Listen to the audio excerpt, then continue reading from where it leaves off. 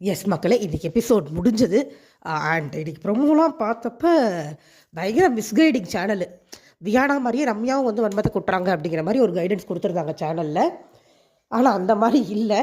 வியானா அளவுக்கு நிச்சயமாக ரம்யா வந்து வன்மத்தை கொட்டலை. சொல்லப்போனால் ரம்யாவை பிடிச்சி உட்கார வச்சு ரம்யா வாயிலே வன்மத்தை வியானா தான் பிடிக்கிட்டு இருந்துச்சு. இதெல்லாம் 1 ஹவரில் வரல.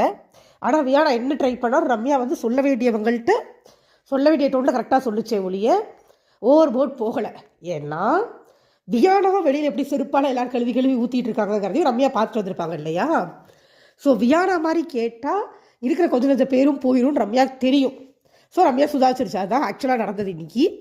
அதனால் ரம்யா பற்றி கம்ப்ளைண்ட் எதுவும் வைக்கல நம்ம, ஓகேவா. ஸோ என்ன ஸ்டார்ட் ஆகுதுன்னா, காலையிலேயே விக்ரம் போய் சொல்லிடுறாரு கேமராவில், நான் மணி பாக்ஸ் எடுக்க போகிறதில்ல, என்னை எதிர்க்கிறவங்க ஒரு சிலர் இருக்காங்க, எனக்கு சப்போர்ட் பண்ணுறவங்க ஒரு சிலர் இருக்காங்க, அவங்களுக்காக நான் விளையாடுறேன் அப்படின்னு. விக்ரம் கிட்ட எதிர்பார்த்தது இதுதான். ஏன்னா இப்போ எனக்குலாம் வந்து எல்லாருமே தப்பு பண்ணுறாங்க, விக்ரமும் தப்பு பண்ணியிருக்காரு.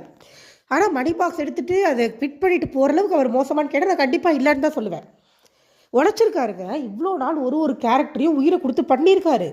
இதுகளை மாதிரி சும்மா பேசிட்டு சுற்றலை. நிறைய தவறுகள் இருக்குது, நான் இல்லைன்னு சொல்லவே மாட்டேன். ஆனால் அந்த ஒரு விஷயத்துக்கு எஃபர்ட்னு ஒன்று இருக்குல்ல. ஒரு கேமுக்கு அவர் போட்ட எஃபர்ட், அவர்கிட்ட இருக்க சின்சியாரிட்டி ரொம்ப பெருசு. எனக்கு அதே மாதிரி தான் சுபிக்ஷா கிட்டையும் அந்த ஷோவுக்கு வந்துட்டோம், அதுக்கு ஒரு சின்சியாரிட்டி கொடுத்தாங்க ஒரு கட்டத்துக்கு அப்புறமா.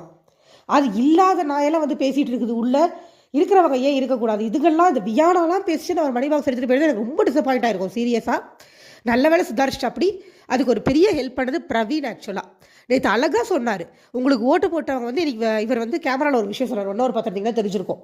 எனக்கு ஓட்டு போட்டவங்க வந்து இந்த வாரம் நான் இருக்குன்னு போட்டிருக்க மாட்டீங்க, நான் வின்னர் ஆகணும் தான் போட்டிருப்பீங்க, ஸோ உங்களுக்காக விளையாடுறேன் அப்படின்ற அந்த வார்த்தை வந்து பிரவீன் சொன்னது. ஆக்சுவலாக அது ஹிட்டாகி தான் விக்ரம் மனசு மாறுச்சு. ஏன்னா முதலேருந்து ஓட்டு போட்டவங்க நீங்கள் ஃபைனலாக போய் நிற்பீங்க ஜெயிப்பீங்கன்னு ஒரு நம்பிக்கையில் தான் போட்டிருப்பாங்க. அவங்களுக்கு ட்ரூத்ஃபுல்லாக இருங்க, அவ்வளோதான்.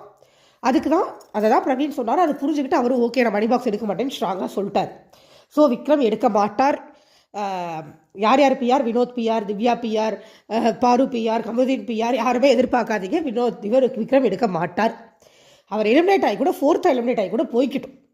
ஆனால் மணி பாக்ஸ் அவர் எடுக்கக்கூடாது. ஏன்னா அவர் போட்ட உழைப்புக்கு மரியாதை இல்லாமல் போயிடும்.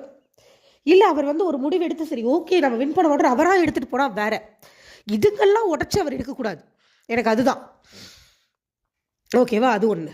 அதுக்கப்புறமா வியானாவை கூட்ட போய் வச்சு செஞ்சார் நல்லா. ஏமா என்னமோ நீ சொன்னால் யாரும் கேட்கல, நான் சொன்னால் கேட்குறேன், நாங்களே கேட்குறாங்க, நீ என்னம்மா சொல்ல வர அப்படின்னு கேட்டார். அது சொல்லுது, இல்லை அந்த பெருங்காய டாஸ்கில் யாருக்கு எல்லோரும் கை தூக்குனாங்க அப்படின்னுச்சு. எனக்கு தான் தூக்குனாங்க அப்படின்னாரு. அப்படின்னுச்சு. என்ன எல்லோரும் தூக்குனாங்கன்னு எனக்கே தெரியும்.